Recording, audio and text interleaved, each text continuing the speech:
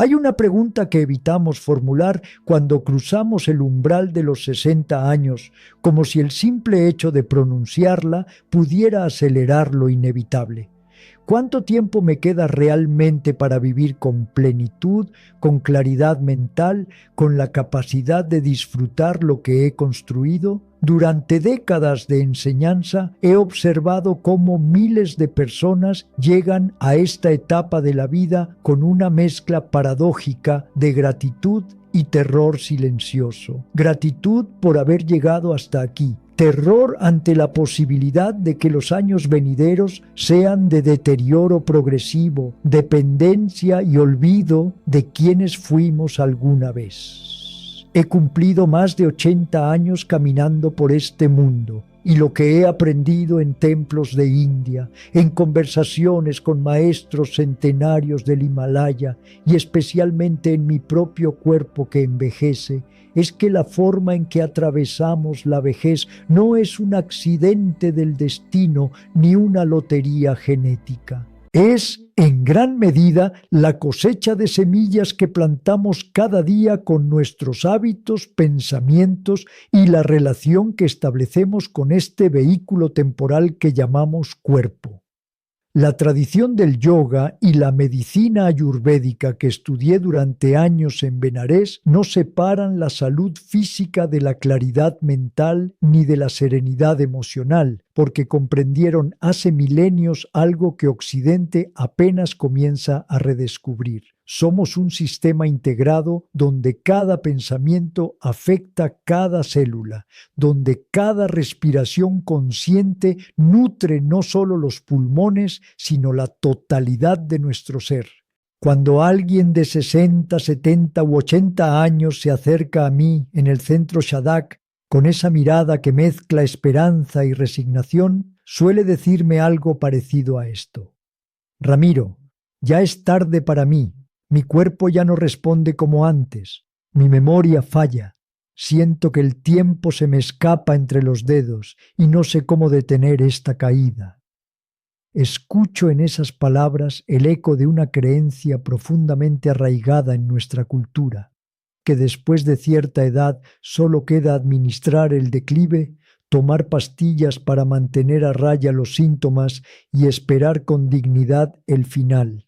Esta visión no solo es triste, es fundamentalmente errónea según lo que he presenciado en mi propia práctica y en la de tantos practicantes que han transformado radicalmente su salud y vitalidad después de los 60. Recuerdo con especial nitidez a una mujer de 72 años que llegó al centro hace más de una década, apenas capaz de subir las escaleras sin detenerse 3 veces, con dolor crónico en las articulaciones, presión arterial descontrolada y una tristeza existencial que había normalizado como parte natural del envejecimiento. No voy a romantizar su proceso ni a prometer milagros instantáneos, porque la transformación real nunca es mágica, es metódica y requiere paciencia. Pero sí puedo decir que 3 años después esa misma mujer practicaba posturas que personas de 40 consideraban imposibles. Había abandonado varios medicamentos bajo supervisión médica y sobre todo había recuperado algo mucho más valioso que la flexibilidad física.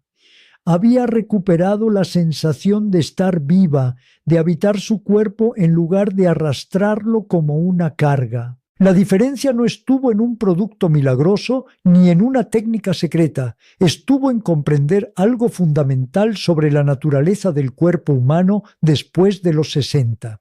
La raíz del deterioro acelerado que muchos experimentan en esta etapa no es simplemente el paso del tiempo, aunque el tiempo evidentemente deja su marca. La verdadera causa es la desconexión progresiva, el abandono silencioso de nuestro cuerpo que comienza mucho antes de los 60, pero se manifiesta con toda su crudeza en esta década. En la filosofía del yoga existe un concepto llamado prana, que suele traducirse como energía vital, pero que es mucho más preciso entenderlo como la inteligencia organizadora que mantiene cada sistema de nuestro organismo funcionando en armonía. Cuando dejamos de movernos conscientemente, cuando nuestra respiración se vuelve superficial y mecánica, cuando comemos sin atención y dormimos sin descansar realmente, estamos bloqueando los canales por donde fluye esa inteligencia vital. El cuerpo entonces comienza a funcionar en modo de supervivencia mínima, conservando energía, reduciendo funciones no esenciales, preparándose para el final. No porque sea inevitable, sino porque hemos dejado de enviar las señales que indican que todavía queremos vivir plenamente. Los textos antiguos de la Ayurveda describen el envejecimiento saludable como un proceso de refinamiento, no de deterioro, donde la persona mayor se vuelve más sutil, más sabia, más conectada con dimensiones de la existencia que la juventud ocupada no puede percibir. Pero ese envejecimiento luminoso requiere que mantengamos activos los fuegos digestivos, que cultivemos la flexibilidad no solo del cuerpo sino de la mente, y que nunca, bajo ninguna circunstancia, aceptemos la rigidez como destino inevitable. Permíteme explicarte esto con mayor profundidad, porque aquí reside una de las claves más prácticas para transformar tu experiencia de los años después de los 60. El cuerpo humano posee una capacidad extraordinaria llamada neuroplasticidad, que significa que el cerebro puede crear nuevas conexiones neuronales, puede aprender, adaptarse y regenerarse incluso en edades avanzadas. Durante décadas se creyó que después de cierta edad el cerebro solo podía deteriorarse, que las neuronas perdidas no se recuperaban, que la demencia y el olvido eran consecuencias naturales e inevitables del envejecimiento. Hoy sabemos con certeza científica que eso es falso. El cerebro de una persona de 70 años que se mantiene mentalmente activa, que aprende cosas nuevas, que medita regularmente y que mantiene conexiones sociales significativas, puede ser más ágil y funcional que el cerebro de una persona de 40 que vive en piloto automático, consumiendo pasivamente entretenimiento, repitiendo las mismas rutinas año tras año, sin desafiar nunca sus capacidades cognitivas. Lo mismo ocurre con el sistema músculo-esquelético. La flexibilidad, la fuerza y el equilibrio no desaparecen por el paso del tiempo, sino por el desuso. He conocido yogis en India de más de 90 años capaces de realizar posturas que requieren fuerza, equilibrio y concentración extraordinarias, no porque posean genes especiales, sino porque nunca dejaron de practicar, nunca aceptaron la rigidez como normal.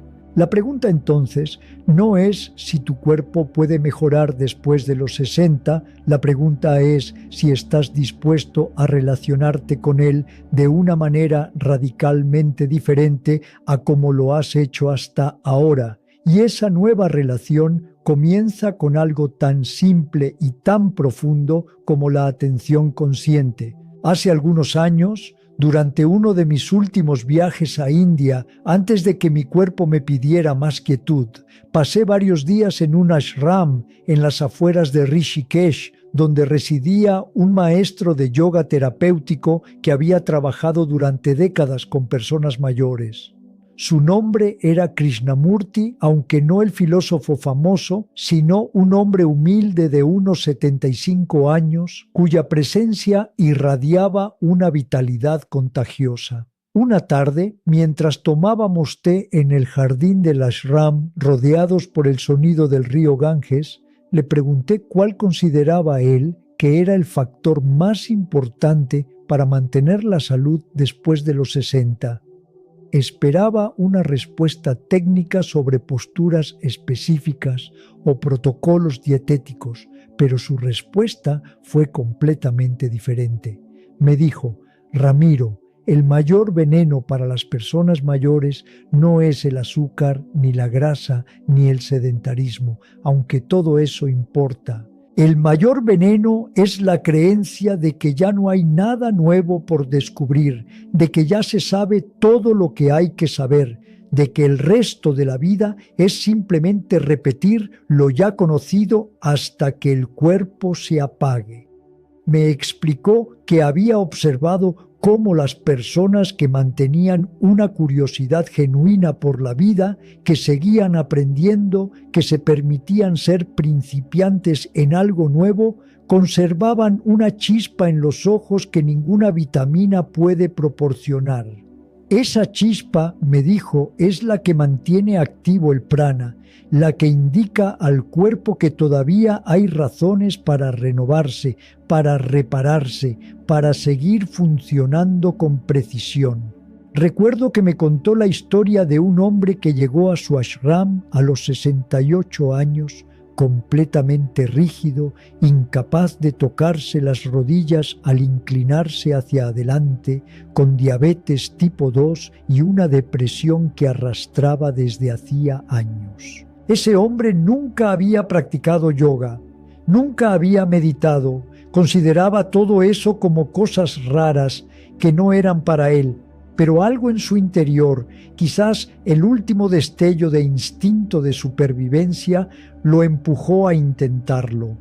Los primeros meses fueron dolorosos, frustrantes, llenos de resistencia interna, pero Krishnamurti, con la paciencia de quien comprende que la transformación real no se mide en semanas, sino en estaciones, lo guió con suavidad, sin forzar, respetando los límites del cuerpo mientras gentilmente los expandía. 2 años después, ese mismo hombre no solo había revertido su diabetes y abandonado los antidepresivos, sino que se había convertido en uno de los practicantes más dedicados del ashram y, lo más hermoso, había comenzado a aprender sánscrito a los 70 años, simplemente porque le generaba curiosidad y alegría. Aquí es donde debemos romper con una ilusión peligrosa que la industria del bienestar ha vendido durante décadas. La idea de que existe una píldora, un suplemento, un superalimento o una técnica mágica que por sí sola resolverá los desafíos de salud que enfrentamos después de los 60. Esta creencia es reconfortante porque nos exime de responsabilidad, nos permite seguir viviendo en piloto automático mientras consumimos el producto milagroso de turno, esperando que haga el trabajo por nosotros. Pero la verdad, y esta es una verdad que he verificado en mi propio cuerpo y en el de cientos de personas que he acompañado, es que la salud en la vejez es un sistema integrado que requiere atención simultánea a múltiples dimensiones de la existencia. No puedes meditar profundamente si tu cuerpo está inflamado por una dieta tóxica.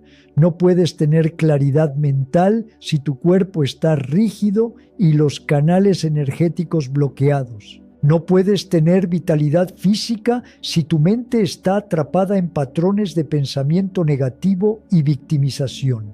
No puedes sanar emocionalmente si vives en aislamiento social y soledad. Todo está conectado. Y esa interconexión no es una filosofía poética, es una realidad biológica que la ciencia moderna confirma cada día con más contundencia. Los estudios sobre inflamación crónica, por ejemplo, muestran que el estrés emocional no gestionado produce las mismas respuestas inflamatorias en el cuerpo que una dieta llena de azúcares refinados y grasas trans. Las investigaciones sobre longevidad en las llamadas zonas azules del mundo, donde las personas viven regularmente más de 100 años con salud, revelan que el factor común no es un alimento específico, sino un estilo de vida integrado que incluye movimiento natural diario, conexión comunitaria fuerte, propósito de vida claro y prácticas que reducen el estrés. Pero antes de continuar, necesito que comprendas algo fundamental que cambiará tu perspectiva sobre todo lo que viene después. La salud después de los 60 no se trata de luchar contra el envejecimiento ni de negar la realidad del deterioro físico. Se trata de acompañar el proceso natural de transformación del cuerpo con sabiduría, con compasión hacia uno mismo y con acciones concretas que optimicen la calidad de cada día que nos queda. En la tradición budista existe un concepto llamado ecuanimidad, que no significa indiferencia, sino la capacidad de observar la realidad tal como es, sin añadirle capas de sufrimiento mental innecesario. Cuando aplicamos ecuanimidad al proceso de envejecimiento, dejamos de resistirnos a lo inevitable, lo cual paradójicamente nos da más energía para trabajar con lo que sí podemos influenciar. No puedo detener el hecho de que mi piel se arrugue o de que mi cabello se vuelva blanco, pero sí puedo influenciar profundamente la flexibilidad de mi columna vertebral, la claridad de mi mente, la capacidad de mi corazón para amar y conectar, la profundidad de mi respiración, la calidad de mi sueño y la serenidad de mi estado emocional. Esas son las variables sobre las que tenemos poder real. Y son precisamente las variables que determinan si los años después de los 60 serán de plenitud consciente o de deterioro resignado. La diferencia entre estas dos trayectorias no se decide en un momento dramático, sino en las pequeñas elecciones que hacemos cada día, si nos levantamos y movemos el cuerpo conscientemente o si permanecemos inmóviles frente a una pantalla, si respiramos profundamente varias veces al día o si mantenemos una respiración superficial y ansiosa, si comemos alimentos que nutren o que inflaman, si cultivamos pensamientos de gratitud o de resentimiento, si buscamos conexión humana genuina o nos aislamos en la comodidad solitaria. Déjame compartir contigo algo que raramente se menciona en los círculos de salud y bienestar, pero que considero esencial: el coste existencial de vivir los últimos años en un estado de dependencia y deterioro evitable. No hablo del coste económico, aunque ese también es significativo. Hablo del coste en dignidad, en autonomía, en la capacidad de seguir siendo quien eres hasta el final. He acompañado a muchas personas en sus últimos años. He visto de cerca lo que ocurre cuando alguien pierde la capacidad de cuidar de sí mismo, cuando la mente se nubla y ya no reconoce a sus seres queridos, cuando el cuerpo se vuelve tan frágil que cualquier caída puede significar el final de la independencia. Y lo que he observado es que, en muchos casos, ese deterioro acelerado no era inevitable. Era el resultado de décadas de descuido acumulado, de pequeñas negligencias que parecían insignificantes en el momento, pero que, sumadas a lo largo del tiempo, crearon un estado de fragilidad extrema.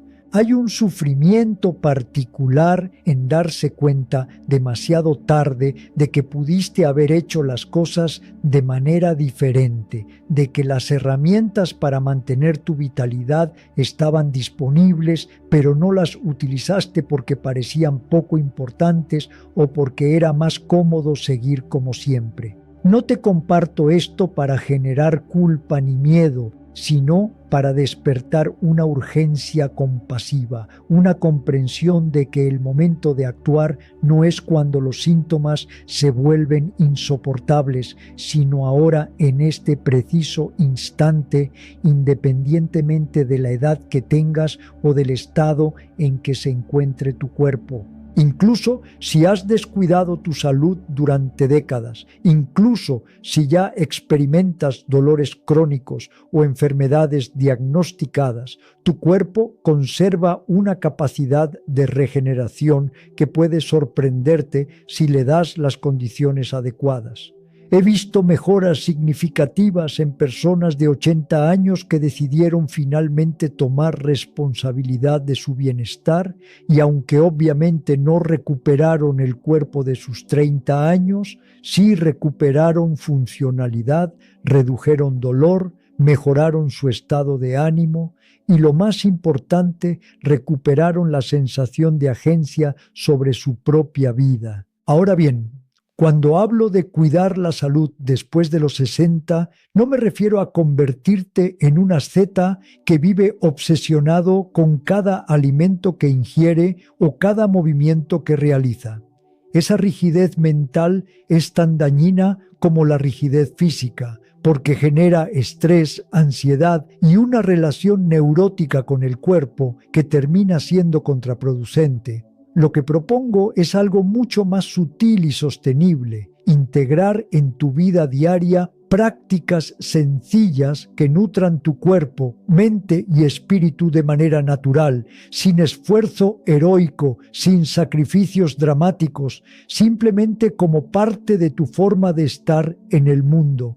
La tradición del yoga siempre ha enfatizado la importancia del movimiento consciente, y cuando digo movimiento no me refiero necesariamente a posturas complejas que requieren años de práctica. Me refiero a mantener el cuerpo en movimiento de formas que respeten sus limitaciones actuales mientras gentilmente las expanden. Caminar conscientemente, prestando atención a cada paso, sintiendo cómo el pie contacta con el suelo, cómo el peso se traslada, cómo la respiración se sincroniza con el movimiento. Es una práctica profundamente terapéutica que cualquier persona puede realizar independientemente de su condición física. Estirar suavemente la columna vertebral cada mañana, rotando con cuidado, inclinándose hacia los lados,